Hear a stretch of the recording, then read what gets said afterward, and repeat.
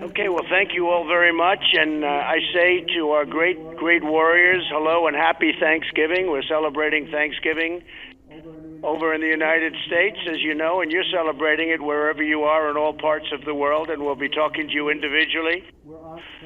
From the U.S. Navy, we have the commanding officer, Captain Pat Hannifin. And Pat, are you on the phone? Yes, sir, I'm with you. And from the over 4,800 sailors and airmen aboard USS Ronald Reagan, the nation's only permanently forward-deployed aircraft carrier. We are currently in Victoria Harbor, Hong Kong, about 13 hours ahead of you. Still Thanksgiving here. And from all the sailors on board Reagan, serving peace through strength for America in the Indo-Pacific. We wish you a happy Thanksgiving. Well, that's great, Pat. I appreciate it very much, and say hello to everybody, and happy Thanksgiving to you. So the condition of the ship is A1? Alpha 1, sir, absolutely. Okay, good. Very important. So, you know, we have another big one. The Gerald Ford is going to be joining you pretty soon.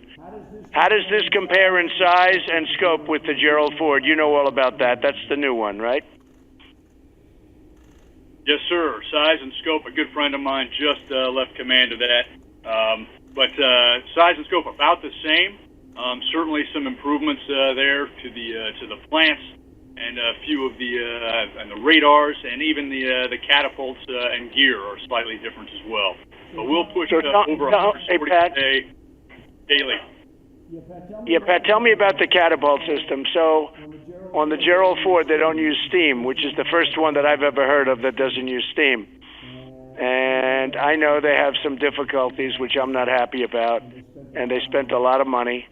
And I was just curious, the steam system is tried and true for many, many years, as long as we've had aircraft carriers. How do you find steam versus what they're doing on the Gerald Ford, which is electronic and digital, if you can believe it? Yes, sir. All of our Nimitz super carriers have been using steam for decades, and we find it pretty reliable. However, the electromagnetic catapults that they're running there offer some great benefits. Obviously, like any new piece, you got to work through the bugs, but they offer some benefits not only to stress and strain on the aircraft to extend service life and other pieces. I have no doubt we'll work through that just as we work through all of our other advancements and continue to bring it to the enemy when called to do so. So when you do the new carriers, as we do and as we're thinking about doing, would you go with steam or would you go with electromagnetic? Because steam is very reliable. And the electromagnetic, I mean, unfortunately, you have to be Albert Einstein to really work it properly. What would you do? Yes, sir. You sort of have to be Albert Einstein to run the nuclear power plants that we have here as well, but we're doing that very well. I would go, sir, Mr. President, I would go electromagnetic cats. I think that's the way to go. We do pay a heavy cost for transiting the steam around the ship. Good. Okay. I like to hear that. I'm actually happy about that answer because at least, you know, they're doing what they're doing, but that's actually a very good answer.